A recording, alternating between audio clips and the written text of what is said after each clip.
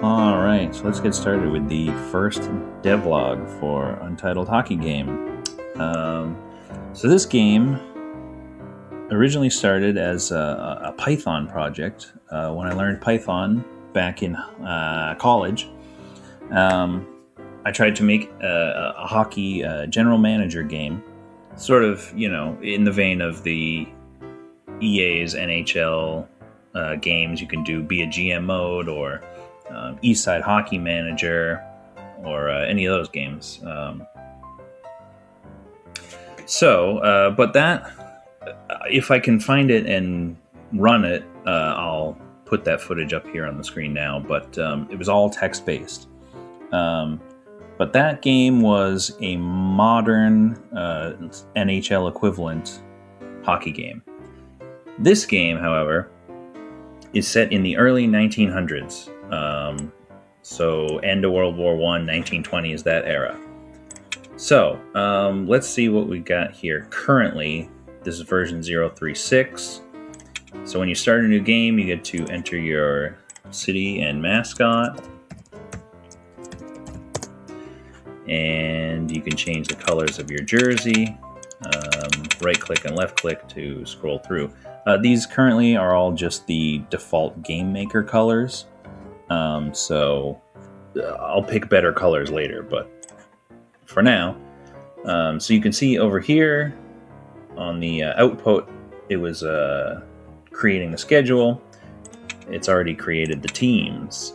Now, none of these teams right now have any players because I haven't signed any. So we generate random players. We can sort by all these columns. Okay, so here we got faces randomly generated. I'm not an artist, so there's not a ton of faces yet, but hair, facial hair, eyes, nose, and mouth, those are all randomized. Their pasts are randomized. So you can see here, this guy had 21 points in 17 games in a semi-pro league. So he probably won't score that much this year.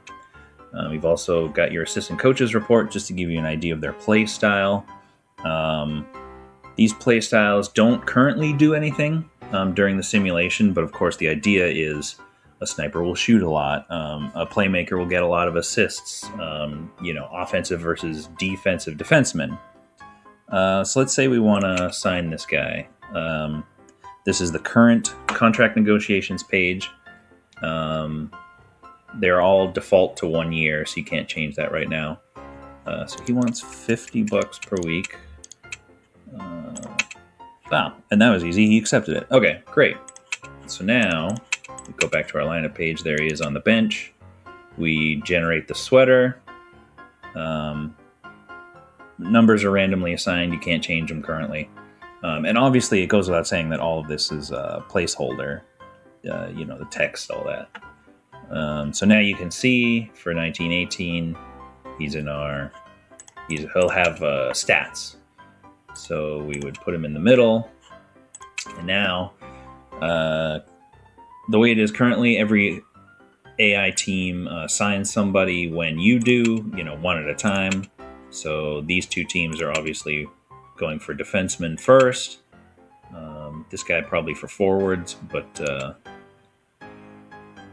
and yeah, again, the colors of the hair and stuff and eyes are a little extreme, but they're just placeholders for now. Okay. So the game starts November 1st in the off season. The idea is eventually that the contract negotiations will take a little time, and you make an offer, hear back from them in a couple days, but currently they're instant.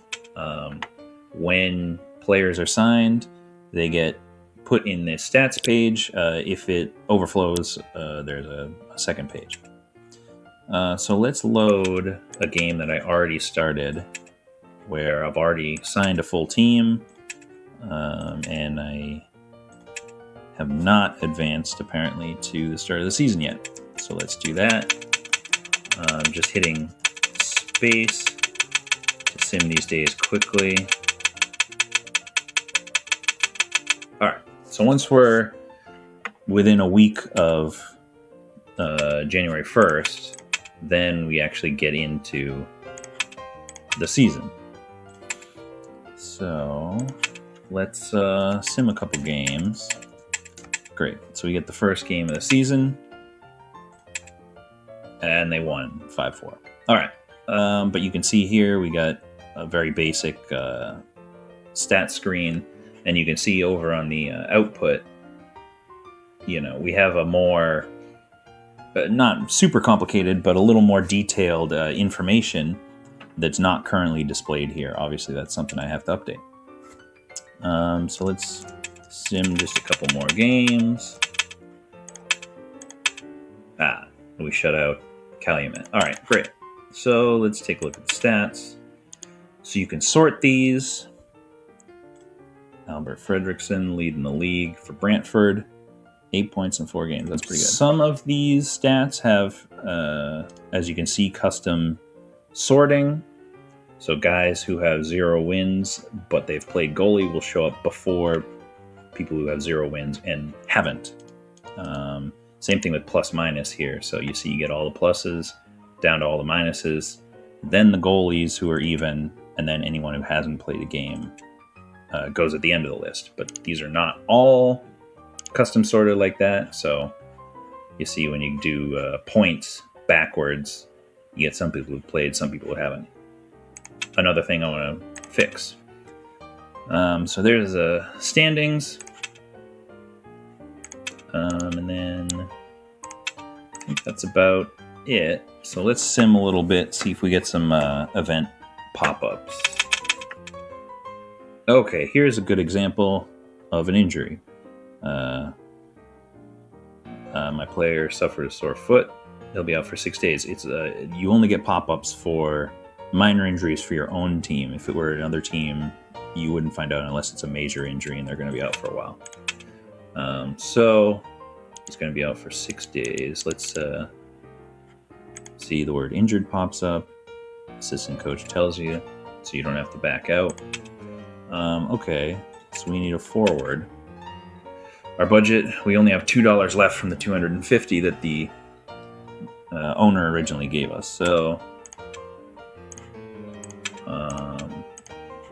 currently, this is how I have it. It does $10 at a time. Once you get over $20, he won't give you any more. If you have somebody on the bench already who's not injured, the owner is going to say, why don't you use that guy before you sign somebody else? It's a little annoying. It's a little too punishing right now, so I'll have to fix that. But this Jacobs guy, I think he's the best available for offense and defense currently. So there we go. So we'll put him in there. He's only going to be in there for 6 days. There you go. So Katarinac is healed. And how did Jacobs do while he was in there? We didn't even play a game while he was there.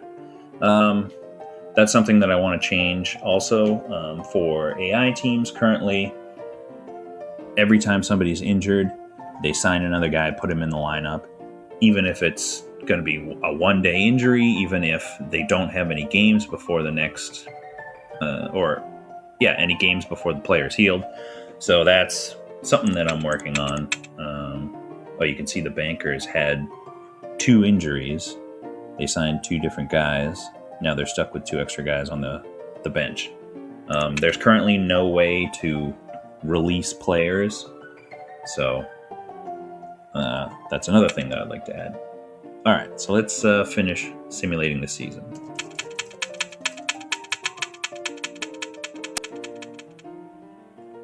Okay, so we've reached the end of the regular season. Let's take a look at the standings. Oh, Brantford was pretty good, 12-3-3, and we made the playoffs, 7-7-4. So let's look at the stats here. These. All right, yeah, that looks about right. So a B, he could be a high B. He had a 915. That's very good. And then our guy, only a C plus, and he had an 862. They actually didn't track save percentage way back then. The NHL surprisingly did not track save percentage for a long time, but they did track goals against average, which is how many goals you give up divided by how many minutes you played, which is sort of a less accurate measure of a goalie than save percentage. So just based on looking at GAA and trying to extrapolate it to the modern day, and especially knowing that up until the 1980s, sub 900 save percentage could be average in the league, I think these are mostly accurate. Actually, ironically, they're probably a little high, but it would feel really bad to have a terrible goaltender. So, yeah, this seems a little high. See, these guys, unless you're an A, you shouldn't be scoring more than a point a game. So, could just be luck, but also the sim needs to be adjusted. So, let's go start the playoffs. Okay, ran into a little bug there, but let's take a look at the playoffs. Okay, we didn't make it in this re-sim of the season. So it's going to be Canaries versus Nationals. All right, so let's sim these games. Big win for the Nationals. Another big win for the Nationals. Now, we're going to have to play the third game, but there's no way that the Canaries can win because it's going to be 2-1. But if, because ties are possible, the teams are tied in wins after 3 games, it looks at goals scored, which was a common way to do it back then. If they're also tied in goals as well as wins, then the game will schedule another game for 2 days from now. You'll have a 4th game, and then the winner of that, unless you're tied again, will be the winner. So we already know. Yep. So they went undefeated 25-9. Wasn't even close. So congratulations to the Nationals. So right now, we can start the off season. We see here, it lets you know everyone whose contracts have ended. As I said at the beginning, everyone defaults to a 1-year contract right now, so that's everyone. Everyone is a free agent now. So we can see everyone's stats. So let's sim to preseason. Now we've gone all the way to November 1st, 1918. We're getting ready for the 18-19 season. That's about it for the game currently. You can play another season, re-sign people. Something that is fun, when you sign somebody, you see here, pro and semi-pro. Pro and semi-pro, let me find. Okay, so if you have 2 seasons of pro, it'll combine them into one line. But, other than that, let's see if we can find a goalie who has 2 seasons of pro. No, I guess all of these guys didn't play. All right. Well, I think that's about it for the current state of the game. As you saw earlier, we have save and load. So that's it for my first devlog. Hopefully you'll check it out when I come up with something new, but I'm working on the game all the time. And that's it. I don't know how to end this.